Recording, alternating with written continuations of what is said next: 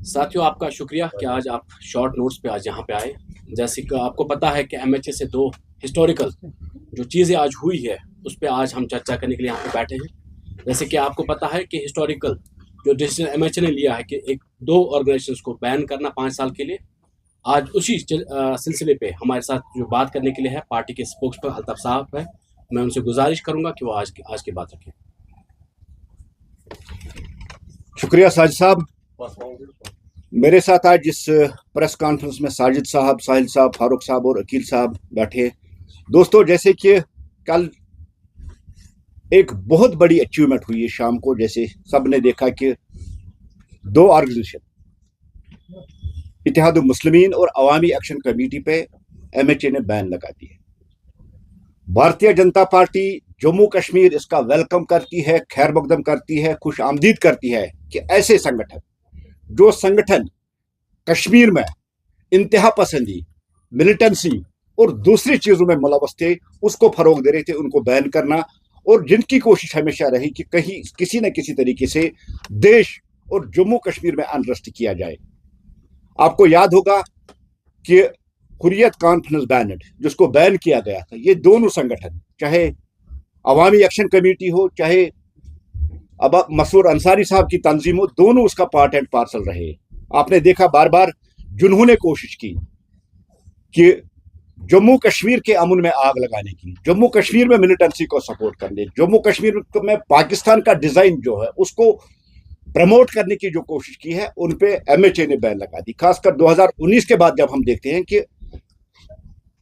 Bharatiya Janata party वाली government, जनाब नरेंद्र मोदी जी वाली गवर्नमेंट, और जहां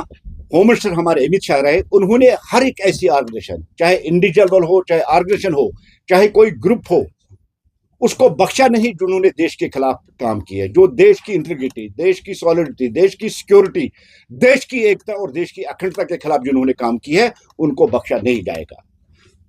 जहां हम जम्मू कश्मीर आते आते देख रहे हैं कि ये दो मुख्तलिफ जो ऑर्गेनाइजेशन थी,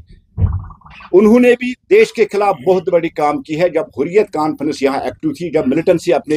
अरूज पे थी, तो ये दोनों जो ऑर्गेनाइजेशन है ये वजूद में आई थी और ये पाकिस्तान को सपोर्ट करी। और पाकिस्तान का जो डिजाइन है कि कश्मीर में आतंकवाद फैला जाए, जम्मू कश्मीर में आतंकवाद को बढ़ावा दिया और जम्मू कश्मीर में अनरेस्ट किया जाए, चाहे वो स्टोन पेल्टिंग के जरिए हो, चाहे वो टायर गैस, चाहे वो हड़ताल हो, चाहे वो कैलेंडर्स में, उन कैलेंडर्स में भी इन पार्टियों का बहुत बड़ा रोल रहा है। जो कैलेंडर 2019 से पहले आप जम्मू कश्मीर में देख रहे थे, जैसे कि यही पार्टियां एक फरमान, एक हुक्म सादिर करती थी कि आज किस रंग के कपड़े आपको पहनने और क्या खाना है, ये इनकी एक्टिविटीज रही है। कल जो फैसला हुआ, ये फैसला, हम इस फैसले को खैर मकदम करते हुए ऐसे जो इंडिविजुअल्स है या जिस तरह से ऑर्गेनाइजेशन है, देश से बढ़कर कोई नहीं है, कानून से बढ़कर कोई नहीं, कितनी कोई भी ऑर्गेनाइजेशन कितनी भी स्ट्रांग हो, कितनी भी बड़ी हो, कितनी भी मजबूत हो, लेकिन देश के कानून के साथ, देश की एकता के साथ, देश के अमन के साथ, देश की एकता के साथ किसी को खिलवाड़ करने की इजाजत नहीं दी जाएगी। हम पिछले कुछ देर से ये भी देख रहे हैं कि कुछ इंडिविजुअल्स या कुछ ग्रुप्स जो फिर एक बार कश्मीर को उस रेडिकलिज्म में धकेलना चाहते हैं, वो एक्टिव हो गए थे। एक पैगाम कल उन पार्टियों को मिला है, उन ऑर्गेनाइजेशन को मिला है जो जम्मू कश्मीर के अमन में आग लगाना चाहती है, जो जम्मू कश्मीर में मिलिटेंसी फिर रिवाइव करना चाहते हैं। ये एक पैगाम उनको, एक वार्निंग उनको है। उनके लिए ये आई ओपनर वाली एक डिसीजन था, जो डिसीजन कल शाम को हुआ था। जिस तरह से हमने देखा कि जो कल का फैसला था, ये फैसला बहुत पहले लेना था, क्योंकि कश्मीर को अनरेस्ट करने में, कश्मीर में पत्थरबाजी करवाने में, कश्मीर में हड़ताल करवाने में, कश्मीर में दूसरी चीजें करवाने में इन ग्रुप्स का भी बहुत बड़ा हाथ था। क्योंकि ये बैनड, चाहे वो आन हुर्रियत हो चाहे वो गाफ हुर्रियत हो, दो नाम से जो हुर्रियत की यहाँ जो प्लेटफॉर्म चलते थे, जिनका काम ही था कि कश्मीर में पत्थरबाजी करवाए, कश्मीर में वो अनरेस्ट करवाए, इनका भी बहुत बड़ा रोल है। कल होम मिनिस्ट्री की तरफ से पूरी तहकीकात के बाद, पूरी इंक्वायरी के बाद ये देखा गया कि इन दोनों पार्टियों के जो लीडर हैं, उनके मुख्तलिफ जेल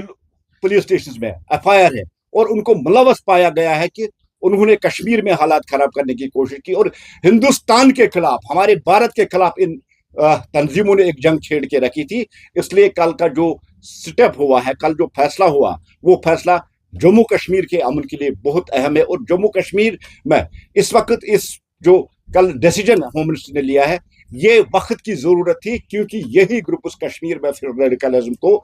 वापस रिवाइव करना चाहते और कश्मीर को मुख्तलिफ प्लेटफार्म के जरिए कोई रिलीजियस के नाम पे, कोई पॉलिटिक्स के नाम पे कश्मीर को फिर उन्हीं 90s की हालात में धकेलना चाहते थे। वो कोई पॉलिटिकल ऑर्गेनाइजेशन हो, वो सोशल ऑर्गेनाइजेशन हो, या कोई भी ग्रुप हो, हम उनसे ये कहना चाहते हैं कि आज के भारत में, नरेंद्र मोदी जी के भारत में, किसी को भारत मुखालिफ प्रोपेगेंडा करने की इजाजत नहीं दी जाएगी। चाहे वो कोई पॉलिटिकल पार्टी हो, चाहे वो कोई सोशल ग्रुप हो, चाहे कोई भी ऑर्गेनाइजेशन हो। ये नया भारत है, नया जम्मू कश्मीर में। नए भारत और नए जम्मू कश्मीर में आतंकवाद और आतंकवादियों के आकाओं के लिए कोई जगह नहीं है। नए जम्मू कश्मीर में स्टून पेल्टर्स, उनके सपोर्टर्स, हड़ताल, कैलेंडर्स, जितने चीजें इन्होंने की, उनके लिए कोई जगह नहीं है। कल के फैसले का हम खैर मकदम करते हुए गवर्नमेंट ऑफ इंडिया से ये अपील करना चाहते हैं, और खासकर हम एलजी साहब से भी अपील करना चाहते हैं कि मुख्तलिफ जो इंडिविजुअल्स या जो ग्रुप्स आजकल लाल चौक में देखे जाते हैं, वहां फिर वो रेडिकलाइजेशन वाला जो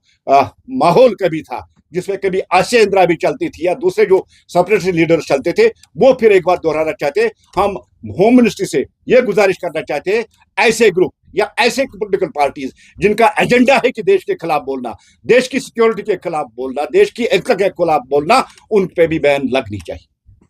क्वेश्चंस अगर आपके हों तो बता सकते हैं।